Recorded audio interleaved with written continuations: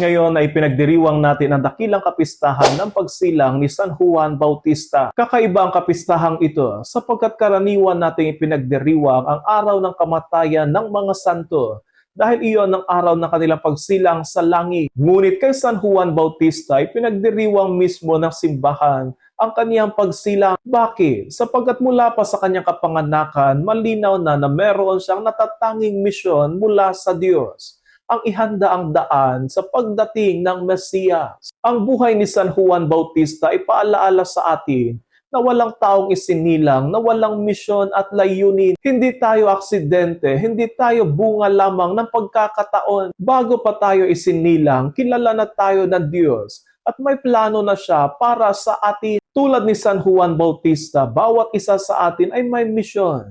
Maaring hindi kasing laki ng misyon ni San Juan Bautista, ngunit napakahalaga ito sa plano ng Diyos. Ang tanong ay, natutuklasan ba natin at tinutupad ang misyong iyon? Ang kagandahan kay San Juan Bautista ay hindi niya inangkin ang pagiging sentro ng lahat. Nang dumating si Kristo, alam niya ang kanyang papel na gagampanan. Hindi niya hinayaang manatili ang mga tao sa kanya. Itinuro niya sila kay Kristo. Sa mundong gusto laging mapansin at makilala, si San Juan Bautista ay halimbawa ng taong marunong magsabi, hindi ako ang sentro, si Kristo ang sentro. Iyan ang tunay na kabanalan, ang gamitin ng ating buhay upang ilapit ang lahat sa Panginoon. Mga kapatid, ang dakilang kapistahan ngayon ay paanyaya sa atin na tanungin ang ating mga sarili.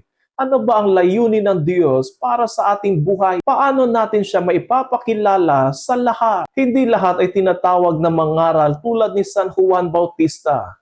Ngunit tayong lahat ay tinatawag na maging saksi ni Kristo sa mundo. Naway matuto tayo kay San Juan Bautista na mamuhay ng may malinaw na layunin at buong kababaang loob, sapagkat ang isang buhay na nakalaan sa Diyos ay hindi nasusukat sa kasikatan o tagumpay, kundi sa katapatan sa misyong ipinagkatiwala niya sa atin. San Juan Bautista, ipanalangin mo kami.